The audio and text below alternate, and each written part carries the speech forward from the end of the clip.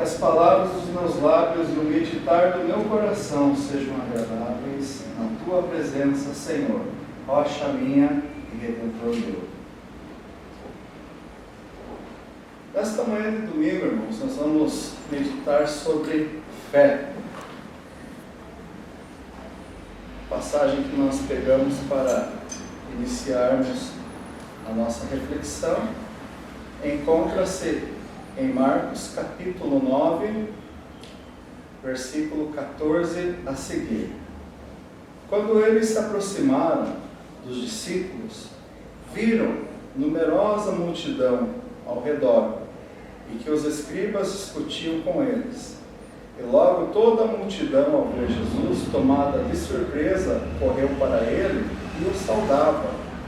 Então ele interpelou os escribas: que é que discutis com eles? Nenhum dentre a multidão respondeu: Mestre, trouxe-te o meu filho possesso de um espírito mudo. E este, onde quer que o apanha, lança-o por terra, e ele espuma, pilha os dentes e vai definhando. Roguei a teus discípulos que o expelissem, e eles não puderam. Então Jesus lhes disse: ó geração incrédula, até quando estarei convosco? Até quando vos sofrerei? Trazei-me. E trouxeram-lhe. Quando ele viu a Jesus, o espírito imediatamente agitou com violência, e caindo ele por terra, revolvia-se espumando. Perguntou Jesus ao pai do menino: há quanto tempo isto lhe sucede? Desde a infância, respondeu. E muitas vezes o tenho lançado no fogo e na água, para o matar. Mas se tu podes alguma coisa, tem compaixão de nós e ajuda-nos. Ao que lhe respondeu Jesus: se podes, tudo é possível ao que crê. Imediatamente o pai do menino exclamou com lágrimas: eu creio, ajuda-me na minha falta de fé. Vendo Jesus que a multidão concorria, repreendeu o espírito imundo, dizendo: espírito mudo e surdo, eu te ordeno, sai deste jovem, e nunca mais tornes a ele. E ele, clamando e agitando-o muito, saiu, deixando-o como se estivesse morto, a ponto de muitos disserem: morreu. Mas Jesus, tomando-o pela mão, o ergueu, e ele se levantou. Quando entrou em casa, seus discípulos lhe perguntaram em particular: por que não podemos nós expulsá-lo? Respondeu-lhes: esta casta não pode sair senão por meio de oração e jejum. Vamos ler aqui também um trecho da doutrina da fé. A fé é o reconhecimento interno do Verbo. Hoje, por fé, não se entende outra coisa, senão o pensamento de que algo é assim, porque a igreja o ensina e porque não é evidente ao entendimento, pois se diz: crê e não duvida, e se responde: não compreende isso. Disse que por isso mesmo é que se deve crer. Por esse motivo, a fé hoje é uma fé no desconhecido e pode ser chamada fé cega.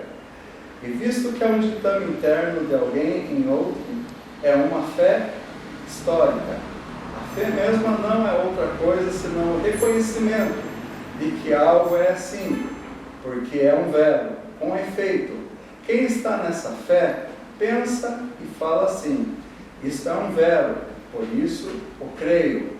Porque a fé pertence ao verbo, e o verbo pertence à fé. Esse também não se compreende que é um verbo. É dito assim: não sei se é verbo, por isso ainda não creio. De que maneira creria naquilo que não compreendo? Pode talvez isso ser uma falsidade? Pois bem, meus irmãos, estamos nesta manhã falando sobre fé. todas as igrejas em cima desse planeta Terra falam a respeito desse tema. Mas nós vamos entender um pouco mais o que é fé diante da luz da verdade da palavra e dos Escritos. Nos Escritos nós temos um exemplo muito bonito que fala a respeito da natureza. É dito que o maior símbolo que existe, que representa a fé a olho nu, é a lua, né? Porque a luz da lua não é de si, não é uma luz própria. Ela tem a luz do sol. O sol representa o amor, a caridade, e a lua representa a fé. Isto seria a primeira correspondência das coisas espirituais a olho nu que a gente pode enxergar nos céus visíveis. Então observe uma coisa, o fundamento da nossa fé, ela precisa estar fundamentada no amor e no bem da caridade, para que essa luz possa, iluminar a nossa fé, e a nossa fé sim ser uma fé espiritual, e não uma fé cega. Nós temos lido essa passagem que fala a respeito de quando Jesus ele expulsa uma casta de demônios, em Marcos capítulo 9, do verso 14 ao 25, a cura de um jovem possesso. Esse rapaz, ele nasceu com essa situação.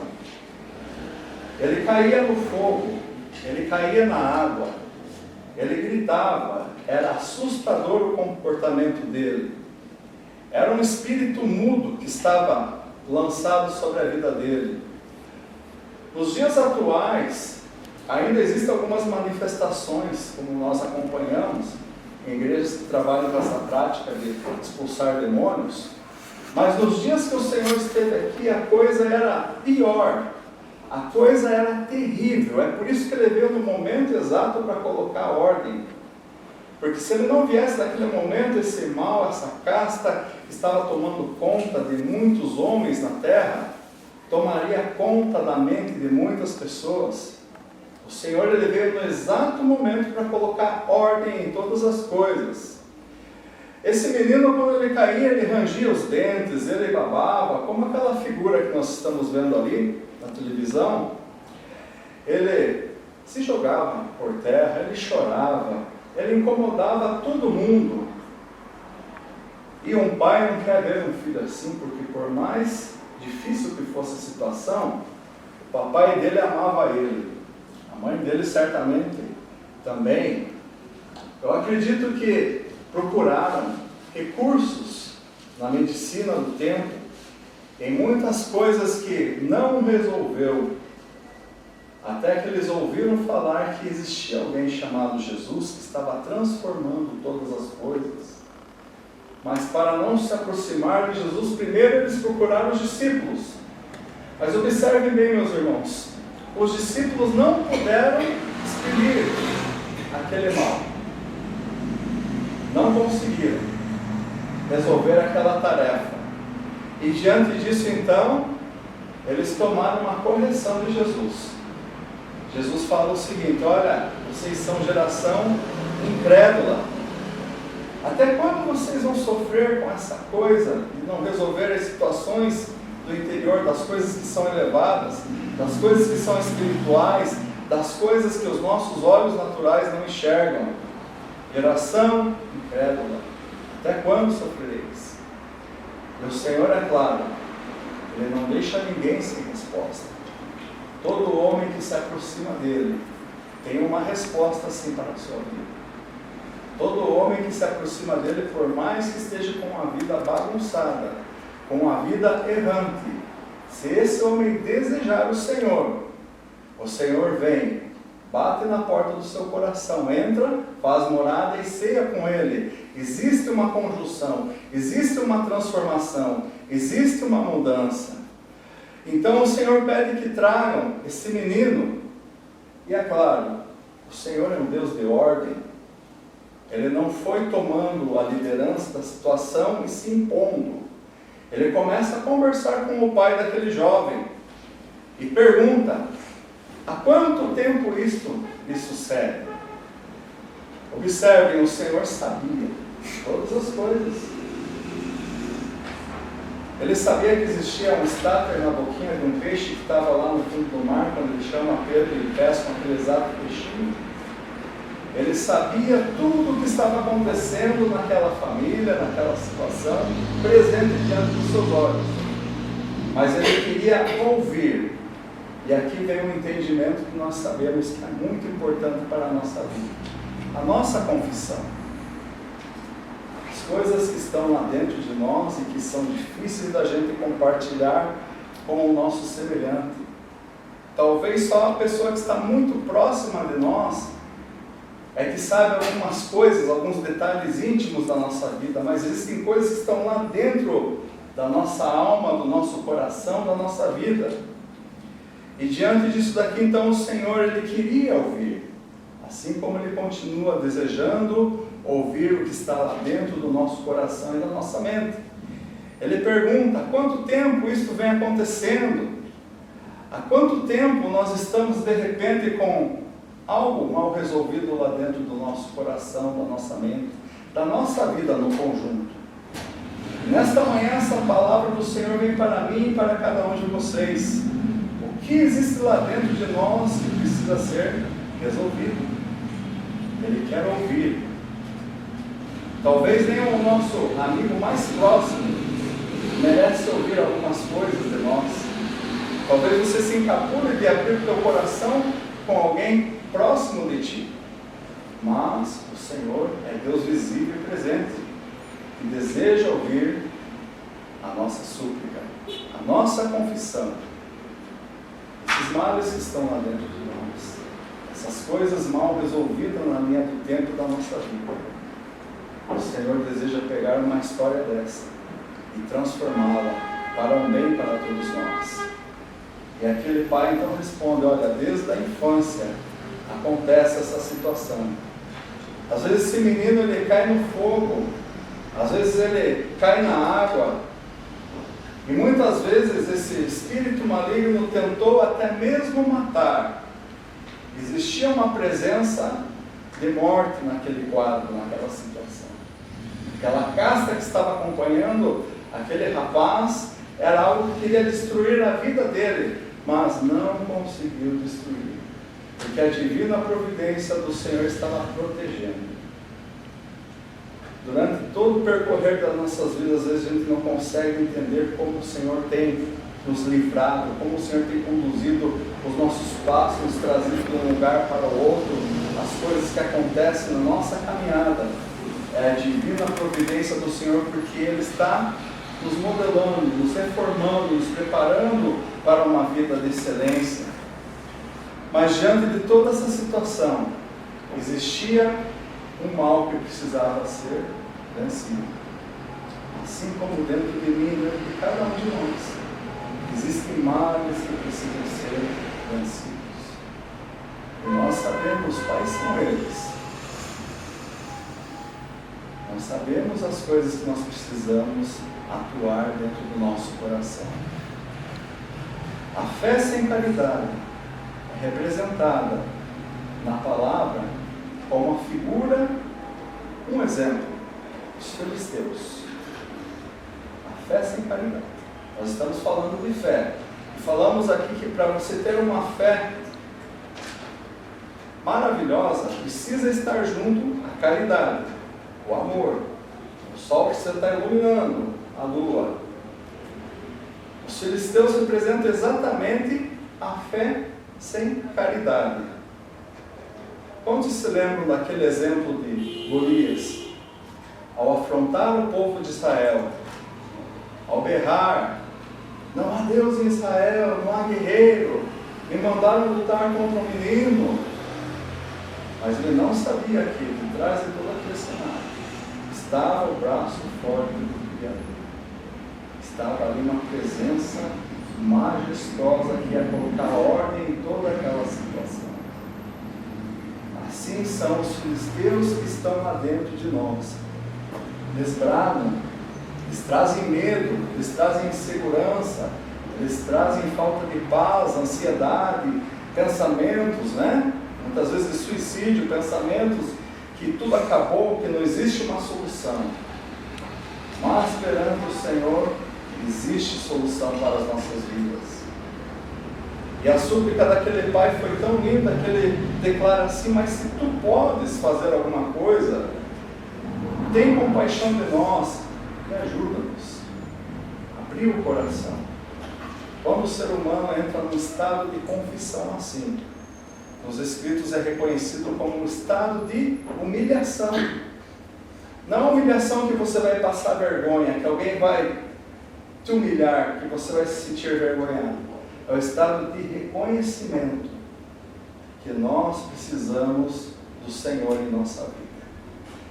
Quando o ser humano entra nesse estado, ele baixa as suas armas, as suas forças, e agora o Senhor ele pode realizar algo. É exatamente aqui que o Senhor entra.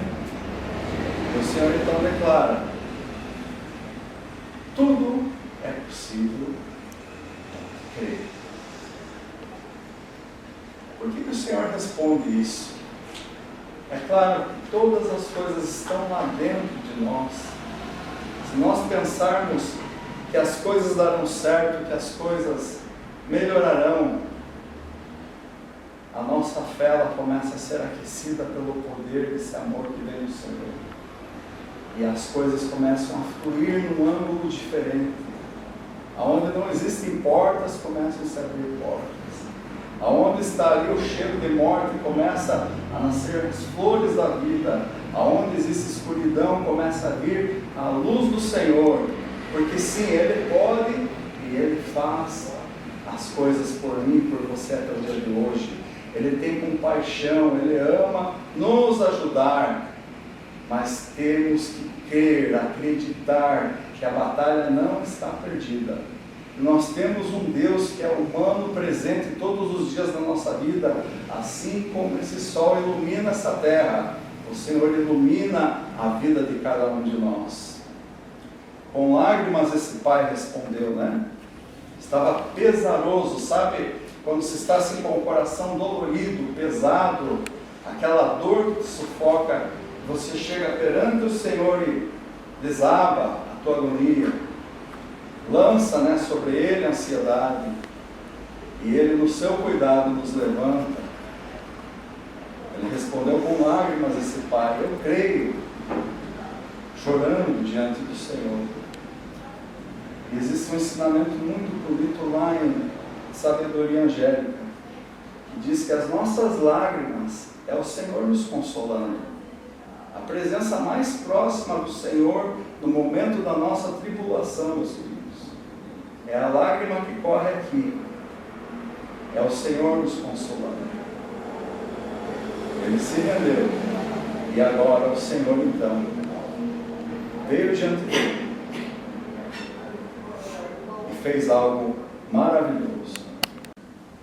Porque sem o Senhor nós nada podemos fazer. Agora o Senhor com autoridade repreende aquele mal. Vai embora. Observe as palavras de Jesus. E Jesus disse: tudo é possível ao que crê. Vendo Jesus que a multidão concorria, repreendeu o espírito imundo, dizendo: espírito mudo e surdo, eu te ordeno. Esse poder está apenas com o Senhor. Somente Ele que pode fazer isso diante da nossa rendição, diante da nossa vontade aberta a Ele. Eu te ordeno, sai deste jovem e nunca mais tornes a ele. E ele, clamando e agitando muito, saiu deixando como se estivesse morto, a ponto de muitos dizerem: morreu.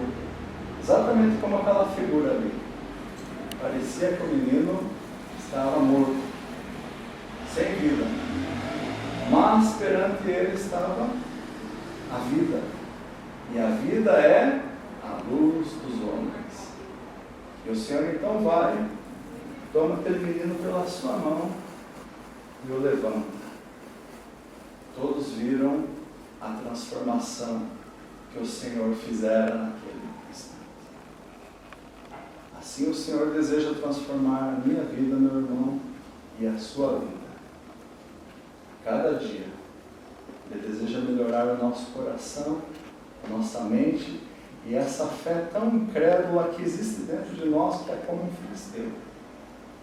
Mas as pedras, que são as verdades do Senhor, quando são lançadas, derrubam os males que estão lá dentro de nós. E quando nós nos aproximamos dele com rendição, tenha certeza, é Ele que vai combater por você. É Ele que vai realizar aquilo que vai surpreender a tua mente e o teu coração. Não algo apenas para esta vida, porque tudo que o Senhor faz, Ele faz olhando para o nosso futuro, para a nossa eternidade, porque Ele tem cuidado de cada um de nós. Amém? Vamos receber essa palavra em nosso coração, em nome do Senhor Jesus Cristo. Oremos a Ele. Senhor Jesus Cristo, trabalha, meu Pai, na nossa fé tão incrível. Trabalha, Senhor Jesus, em nossos lares, em nossas famílias, em nossos negócios, em nosso trabalho, em nossas faltas, em nossas perdas, meu Pai. Porque o Senhor continua sendo o mesmo ontem, hoje e será o mesmo eternamente. Aqui diante de Ti, Senhor Jesus, estão reunidos tantas almas, Senhor Jesus, que necessitam de Ti, famílias aqui representadas, e só o Senhor conhece as dores da alma e do coração de cada um de nós. Mas diante de Ti, Senhor Jesus, nós abrimos o nosso coração e Te pedimos, ó Pai, ajuda-nos, ó Pai, e repreende os males, expulsa os males, ó Deus, que estão dentro de nós, porque nós queremos ser reformados por Ti, que é manso e suave, e que nos ensina o caminho da vida. Abençoa, Senhor Jesus, a casa, a família de cada um de nós aqui. Abençoa, Senhor Jesus, a nova igreja do Curitiba. E com muita simplicidade diante de Ti nós estamos nos colocando, mas nós estamos vivendo, Senhor, algo que o Senhor está a trabalhar. Jesus, trabalhe em nossos passos, trabalhe em nosso coração e nossa mente, para que através de nossas vidas o Teu reino chegue a este povo desta cidade. É a nossa oração, em Teu doce nome, nosso Deus e Pai, Senhor Jesus Cristo. Amém.